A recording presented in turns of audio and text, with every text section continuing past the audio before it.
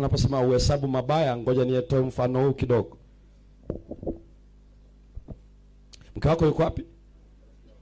Bado hujaoa wala hakuna shida. Hawa ni ndugu zako kwa damu? Kwa damu. Sio Kikristo yani. Kuna undugu wowote? Hapana, si ndio? Sasa sikiliza rafiki yangu. Wewe sogea hapa na mke wako na sogea hapa. Mama, huyu mama akizini na yule.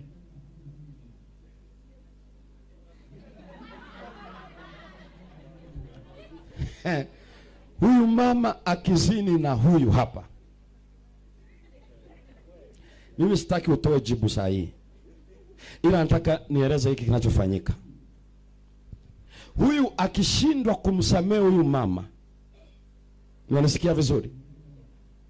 Kwa nini anaweza kushindwa kumsamehe? Na hapa unasema upendo hauhesabu mabaya. Naomba msikize vizuri. Yeye asiyependa hajamjua nani, na kupenda ni kutohesabu nini. Sasa akaja akajua huyu mke wake amezini na nani.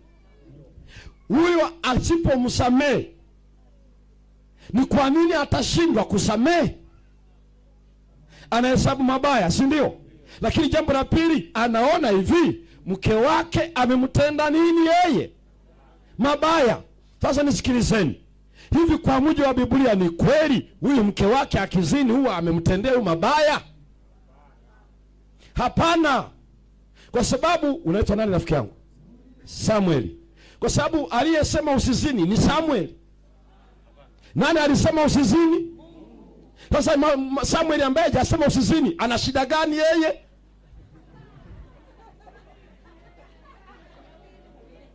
Wivu wa nini na aliyesema usizini sio Samueli? Kwa sababu aliyesema usizini sio nani? Sio Samueli. Kama huyu mama amezini, amemkosea Samueli ama amemkosea Mungu? Amewakosea wote.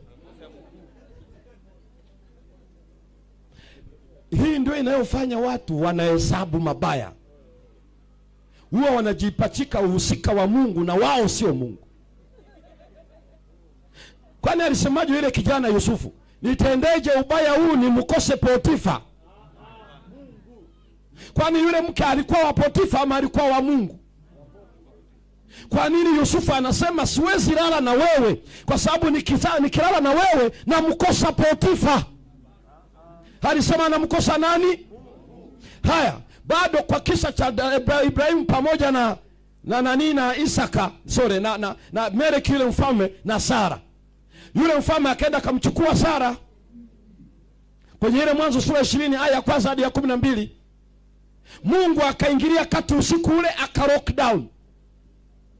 Lockdown mfalme, lockdown na watumishi, lockdown na wake zao. Hakuna ambaye aliweza kupata uwezo wa kuzaa. Sio tumbo, sio kizazi.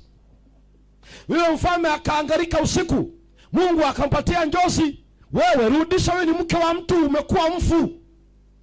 Akajitetea akasema unajua waliniambia huyu ni dada na huyu alisema huyu ni kaka. Ni kwa usafi wa mikono nimemchukua. Mungu akasema nimejua kwamba walikwambia hivyo ila ni mke wa mtu. Sikiza alichomueleza.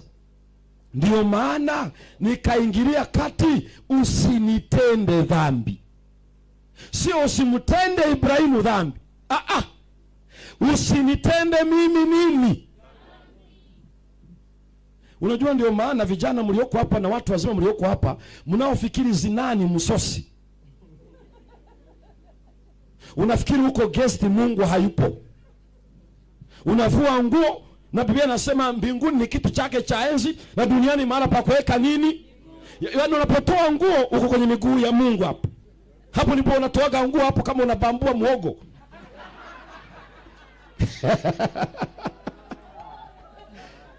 Na mbingu zinaacha kwa sababu zinaweza zika lock down.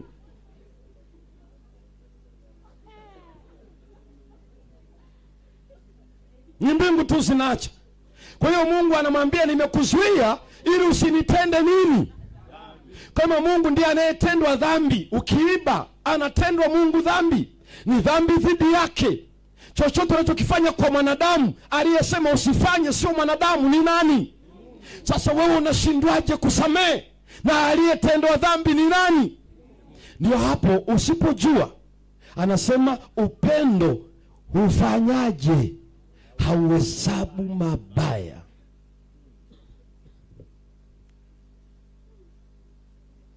Ukimwona mwanadamu unamtendea mabaya yoyote, si kwa sababu yoyote, kwa sababu yake. Kwa hiyo ndio maana ukishajua huyu mama, sio kwamba unamtia moyo akafanye zinaa, ila unajua dhambi ya zinaa inatendwa dhidi ya Mungu. Kwa hiyo utakapomuona huyu, unamuona kama mtu aliyekosa mbele za nani? Ila ukiona ni mke wangu mimi nimetendwa dhambi, na kuuliza swali, wewe ndiye uliyosema duniani usizini?